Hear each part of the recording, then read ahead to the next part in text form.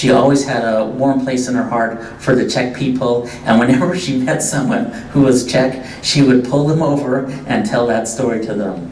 And when I bought my first car, Mom helped me buy this car. It was a Toyota Corolla, and the salesman was Czech, and she pulled them over and she told them the story, and that was her way of telling people their goodness or not by her stories. Several months after liberation, Mom was back in her hometown of Bielsko when a message arrived. The message came from Henry Kempler. Henry says something like this: "Elsie, if you want your photos back, meet me in Krakow." A few weeks later, Elsie met Henry at the outskirts of Krakow at the concentration camp Płaszów, where they had been inmates. They walked among the ruins and eventually came upon the camp well. It was a warm afternoon, and Henry took off his shirt. Mom looked at him in disbelief, as if to say, "You idiot, you put my photos in the well?" But he jumped into the well and came up with the photos. He had placed them in a vessel that he sealed with tar.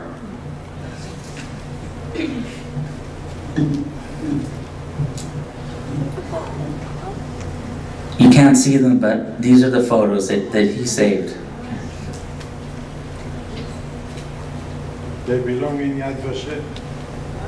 They belong with my family. Yes.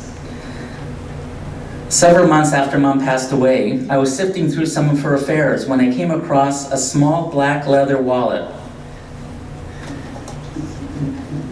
Yes, here it is. It had some photos and some scribblings written in it in Polish. And I was about to throw it out when a name on the page caught my eye.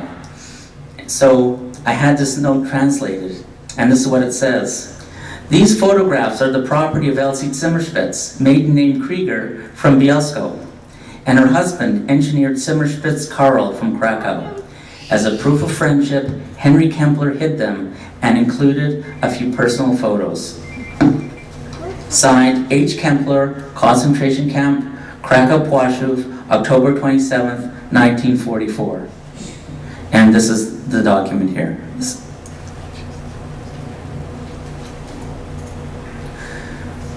So Mom had returned to Bielitz and stayed there for about 2 years after the war. Her friends and husband never returned. Each passing day it became evident that there was nothing to keep her there.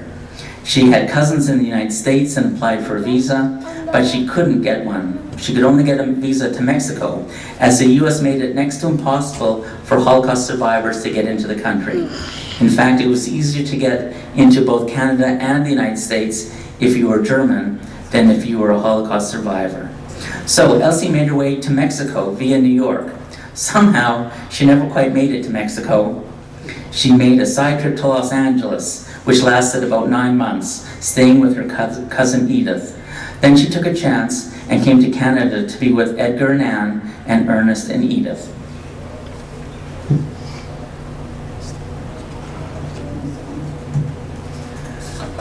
So I also have Mom's passport, which is stamped Mexico, and that's another thing that she saved.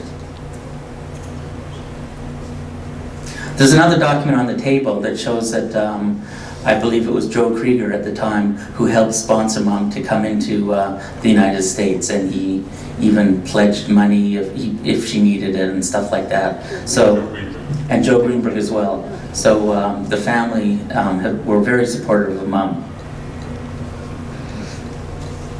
Oh, I have another document.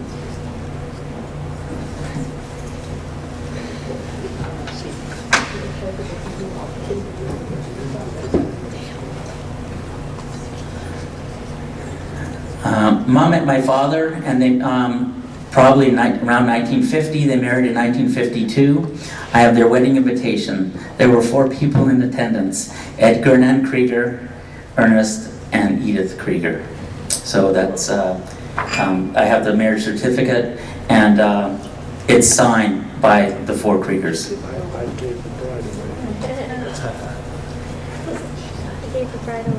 I guess my only commentary, yeah. So my only commentary on that is that today we go to weddings, and so many weddings, and there's hundreds of people at the wedding, and we take it for granted that there were, you know, a lot of the survivors that came to Canada, United States, and they met and they married, and they, you know, they had very different weddings than we can imagine today. So what did Mom think about being a survivor? Mom often took notes in preparing to speak before audiences, and she spoke to many groups throughout the years about her experiences. On one occasion she wrote, so I have her notes here. On one occasion she wrote, "Yes, I can say again that I am fortunate to have so many nice memories of my early years of life, but I consider myself even more fortunate that I am a survivor of the Holocaust, survived the ghetto concentration camp in Auschwitz, that I managed to get out of Poland and became a Canadian, and I can tell my story and bear witness of the Holocaust."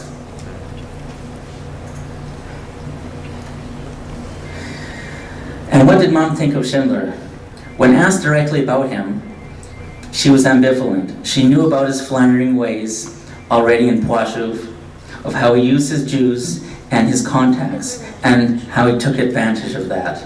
Yet, he saved her life.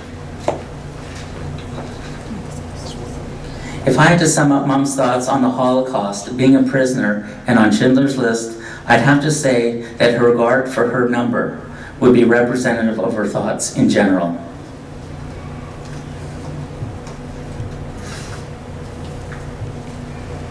So I know you can't see it very well, but her number was 76493, and it's extremely rare to see this document because not many people kept their numbers. At face value, 76493 is just a number, but what meaning and power that number had for Elsie. It was the number she received upon entering Auschwitz, and it became her Schindler's List number. One might think that this number, painted in red like blood on cloth, with the Star of David next to it, would horrify her.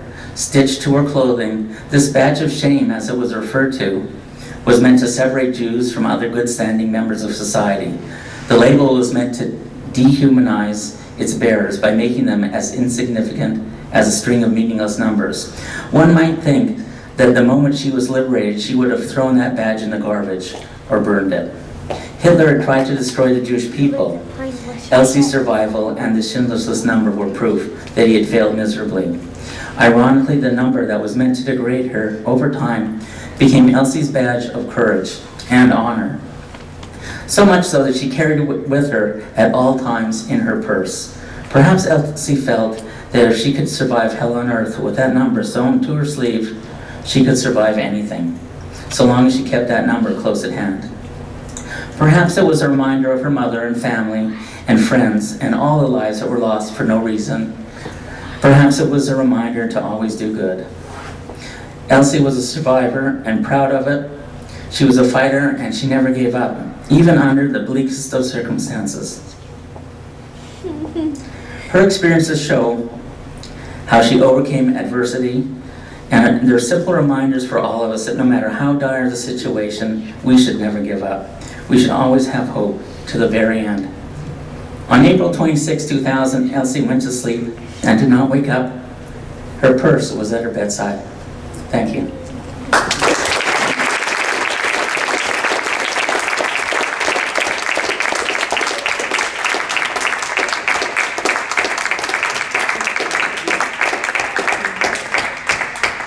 Elsie used to say that when you do a good deed, you'll get a golden tombstone.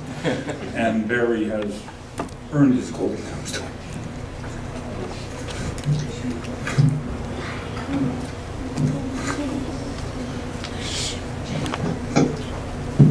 She would have been a great film critic. I took Elsa to see the premiere of Schindler's List. And when we left, I said, well, how was it? She says, not as long as the original. We're going to pretend the clock isn't quite going, but Marco, and I put Marco on the program and we got tight, but I want Marco to say a few words, in part because I must say, you hope that every generation is better than last, and there's no doubt that this is the case. The kids here have been tremendous. I want Marco to say a few words about the 6th and 7th generations, and then we'll wrap up with Jody's. Thank you. speaking to my fan club here, my kids and my nephews and nieces. Kit originally asked me to chronicle my generation, so I felt a little bit like having the responsibility of the Who, my generation, meeting Abba, Iba, and my people. And it was a little too daunting for me, so instead I think I'm going to give you the Cliff Note ADD version of some observations about our family in a top 10, so a little sports-like, a little David Letterman-like, a little levity-like. Before getting into it, I should just point out that I got a little OD'd on Krieger pride from my grandmother, Nana Edith, who you've heard about, Dottie's oldest sister.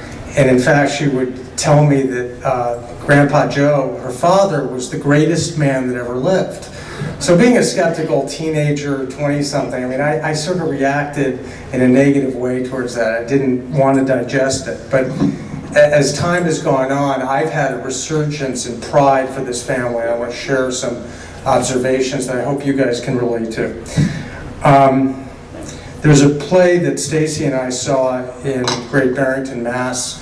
2 weekends ago, based on a best-selling biography on the life of the late football coach Vince Lombardi. And it's called When Pride Still Mattered.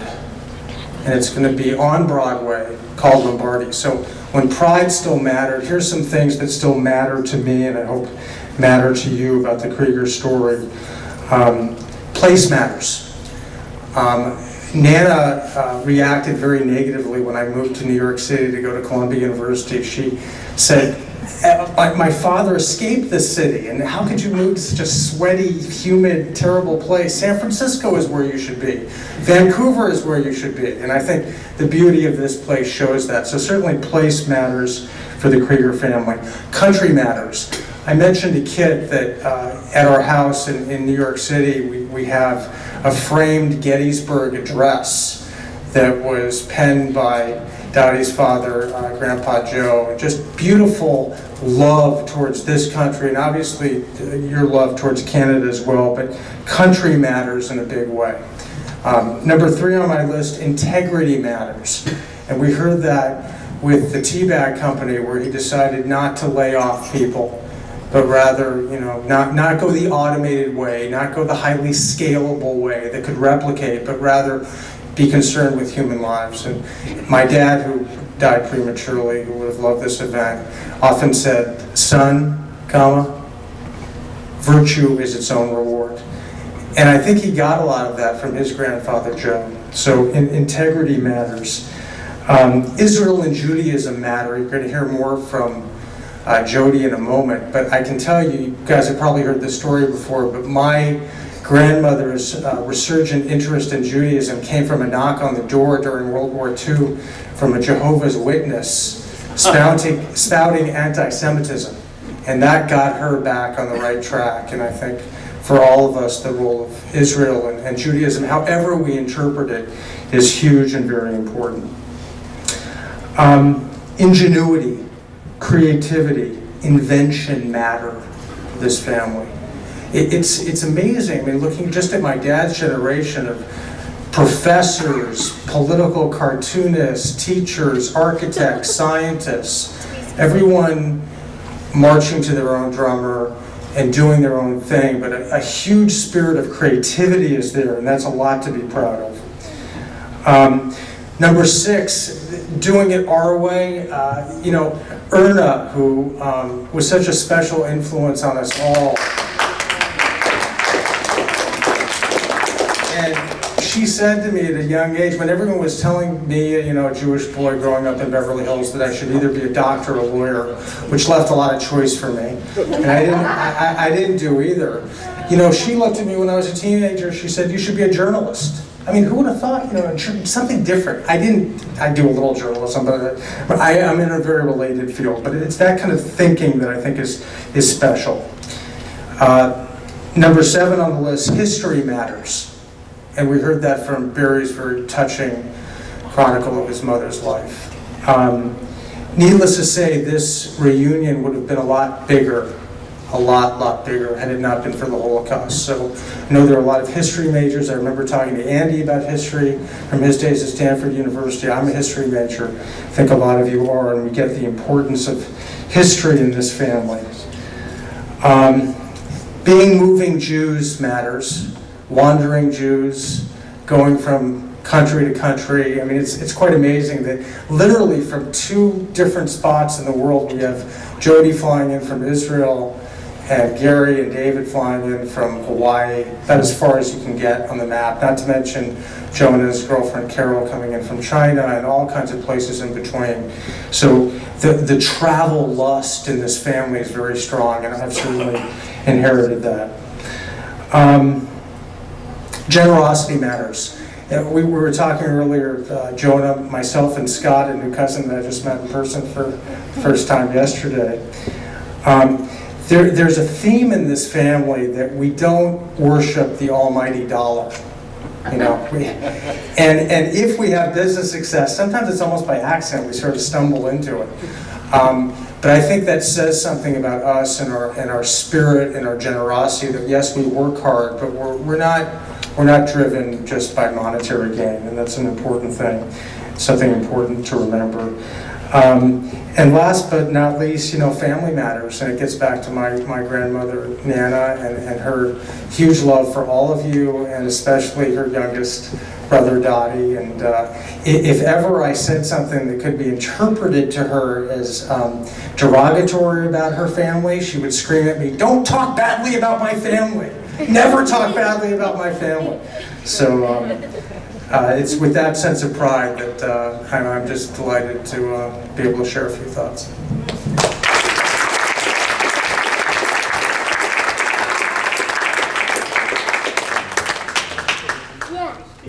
And Jody, and I think we'll be able to stick around. Jody, and then Andy wants to say a few words, and then we'll briefly tell you about how we're going to go to the second day of the Mishpocha 2010.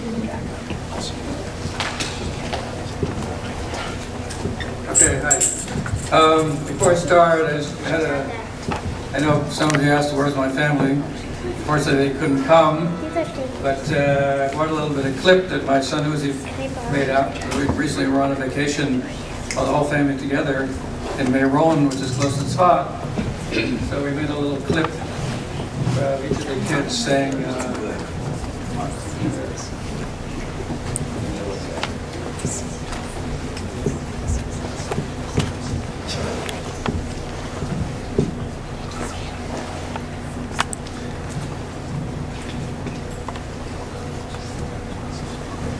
maybe I'll start the,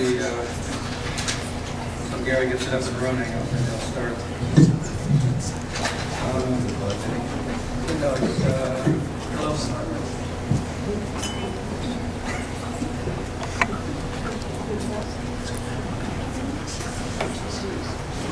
Okay, the clip just shows my grandchildren. I won't go into great detail, I just give you a little flavor.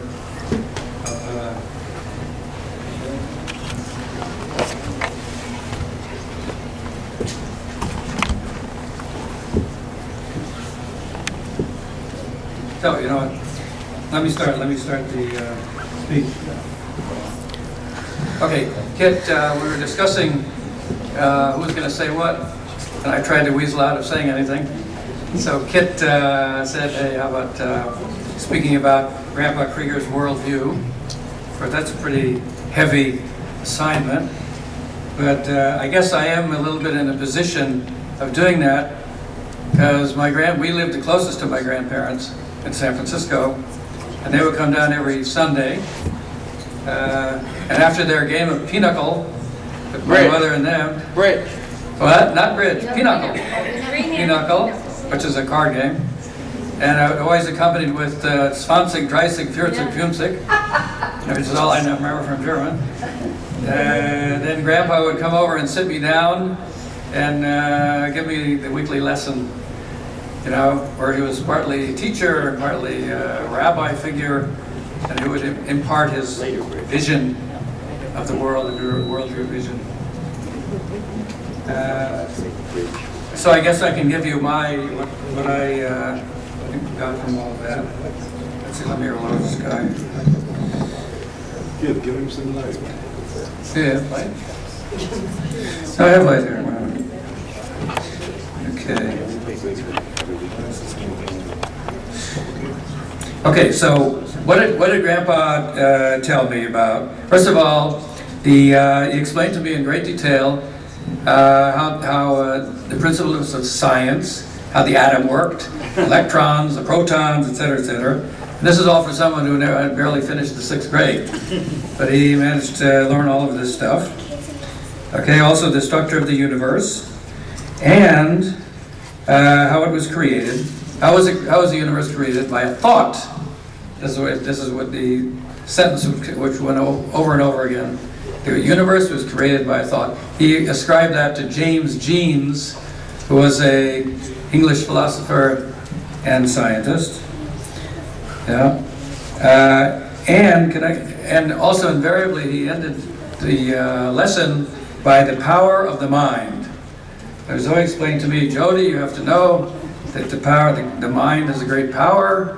Always keep that in mind, and mind can achieve almost anything. So this was the message. And I guess some of this did seep into my hard head, because afterwards I did learn some science, and as much as I could. Yeah. Okay.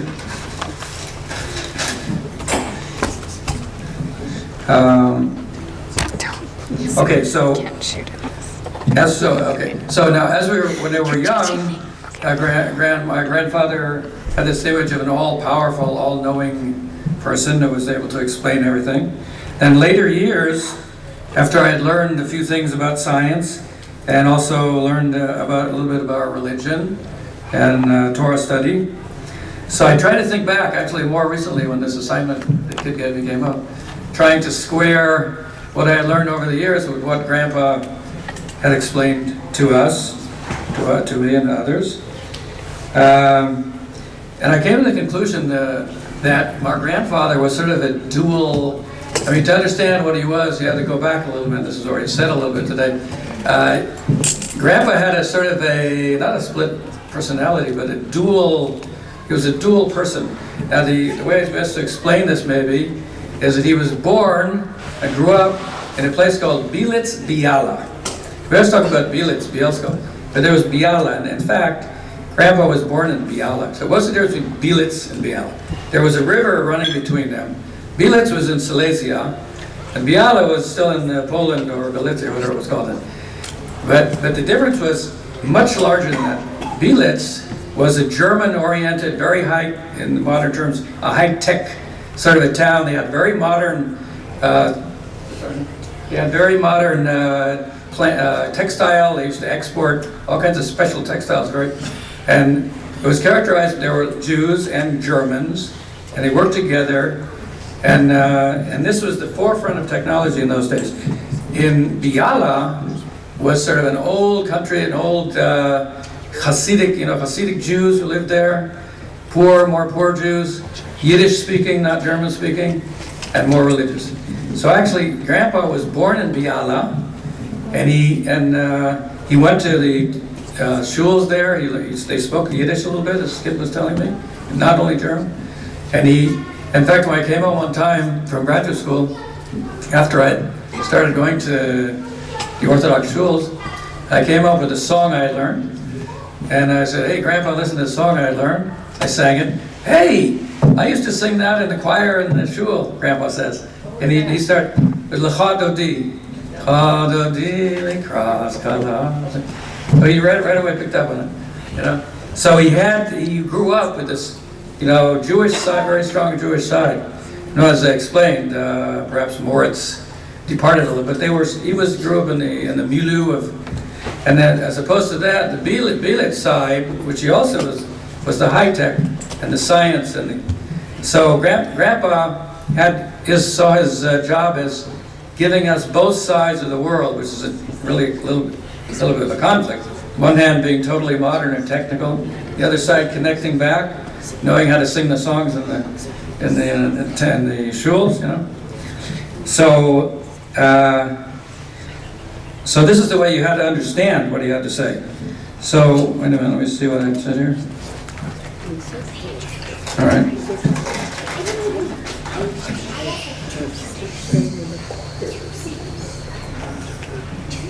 Okay, so I wanted to square out how this all falls together. What he used to say, again, the universe is created by a thought, and then the power of the mind, and that leading to the modern technology. How does this come together? This is actually, it all goes back, as I eventually found out, to our Jewish roots. He's basically 100% Jewish oriented. In other words, he's saying, the idea goes like this: the universe is created by a thought, is none other than the beginning of Genesis, which says, and God said, let there be light. There was a speech created the world. The same thing as a thought, and speech the same idea, not with your hand. Speech created the world. God created man in his image. What does that mean? As God is a creator, man was given the power to create. And that's the power of the mind. The power of the mind is God-given. So man's creating science and all that. Well, it's God-enabled man to do that. Of course, with the proviso that we create things for the good and according to God's agenda for us in the world. And if we don't, that's not good. But I guess what I'm trying to say is Grandpa was handing down, like I said before, he was true to his tradition. And he absorbed the tradition, he modified it a little bit for the modern world, but it's still, Judaism. So I was very privileged to get that, and finally now I understand after 50 years what he was saying. And again, do we get this thing around? Oh yeah? You have to restart. Oh yeah. I got two high-tech guys working on it. I would say low-tech. Yeah, you like this? Yeah. I finally came to that. What do you know about the universal mind? You used to talk about the universal mind. Is that what you meant when you said? Good question. The next reunion, I'll come up with an answer.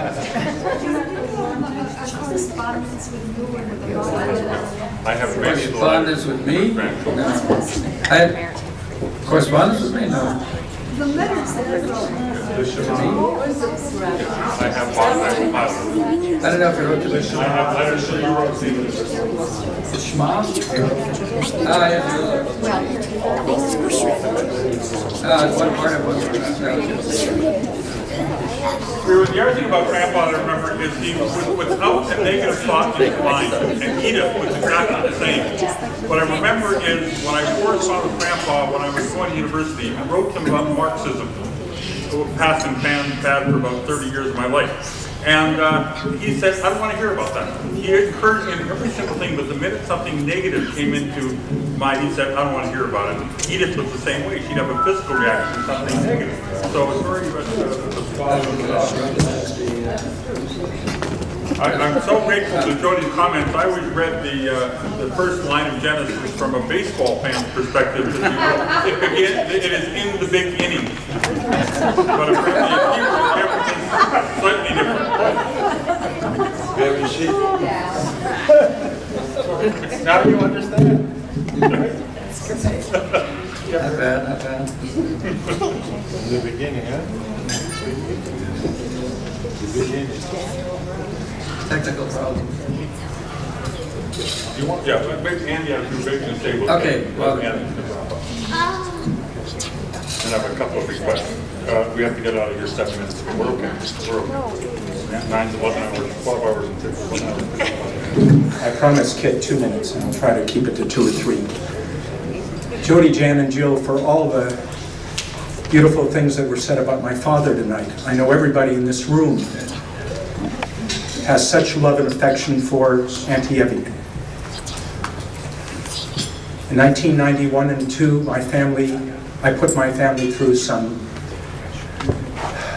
terrible times in reestablishing a relationship with my daughter and son, Rachel and Daniel. If we're not for David, Gary, and Rosalie, your mother, I would have never been able to reestablish and sustain that relationship with Rachel and Daniel, thanks to her open invitation to allow me to stay with her anytime in Los Angeles. I'd like to say a few words tonight about my father, and realize that anything I could say about my father will not make his life any better, because I think he's had a wonderful life. I think he knows totally how Kit, Dale, Bob and I, and Dan and Rach and Sashi and Nina feel about him. But I want to say a couple of things anyway. Dad, I love you because you chose Mom. I love the fact that you made the decision on the second date to tell Mom that you were going to marry her. I've always wanted to have that ability to make decisions as well as my father did that night.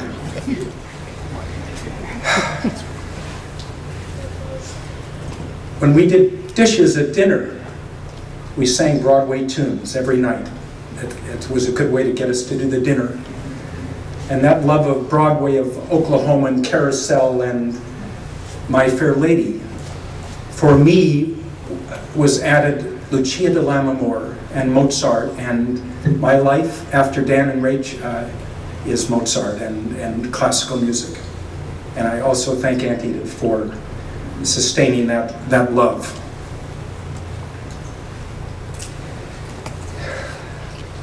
I want to thank my father for helping me get into Stanford and by going into Menlo, choosing Menlo. I went to Ethiopia in 1966, and after about 2 weeks I called Dad or wrote Dad and said, I'm coming home, I can't stand it here. He said, you'll regret it for the rest of your life if you come home. And I listened to Dad and I came home. My father has given me a great deal of advice over the years, and I love you for that, Dad.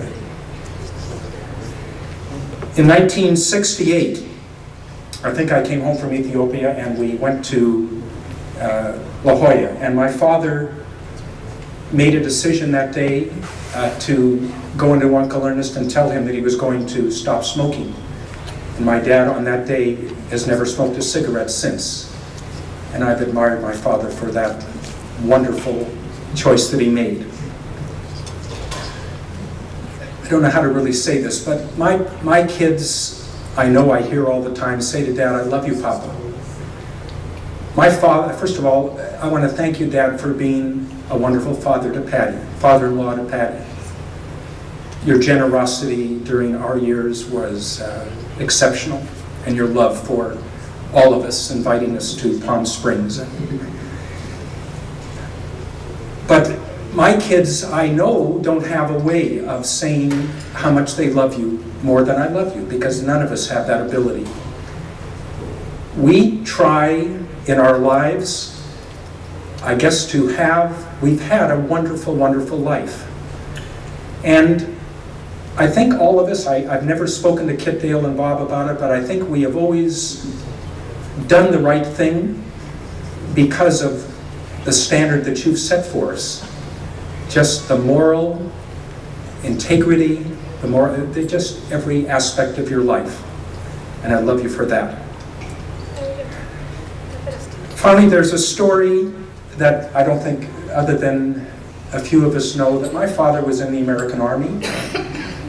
And he first made salads, and then by the end of the war, or as the war progressed in Germany, he was the captain of an all-black truck company.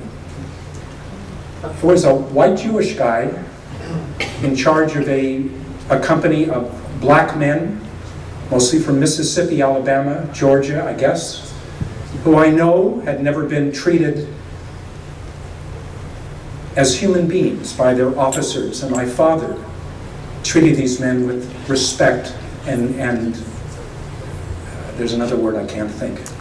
And when I first heard this story, I tell you, it's always been a way for me to love my father even more. It's colored my feelings for my father. Dad, I don't know, I just love you, and I know I speak for everybody in this room. We love you, and I just feel so grateful that you've been in our life for all these years and been such a wonderful man. We all love you, Papa.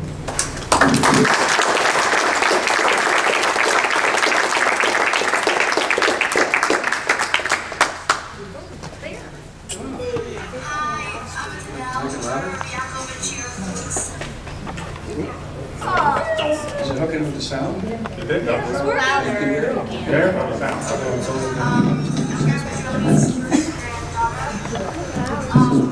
13 years old. I'm going into the 8th grade. We live near Jerusalem, and I love reading and writing courses. This is Shira's older.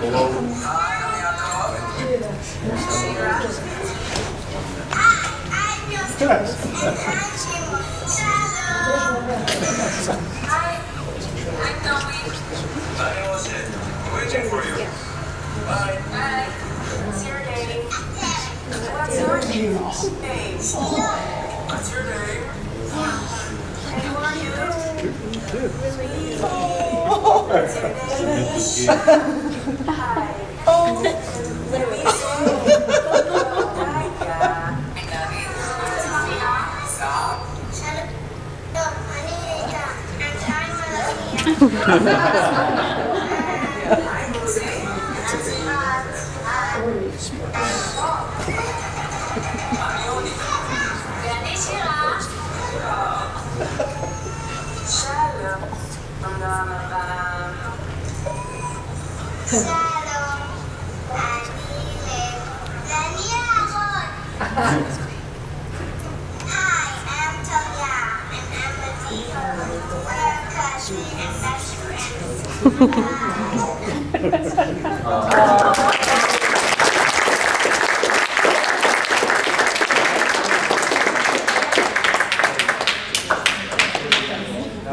What a blessing. We got another bigger frame for the family tree. That's great. Now, a couple of things before we depart for the evening. Number one, we will, there's a guest book. Please make sure you sign the guest book because that will become part of the Krieger archive. Second,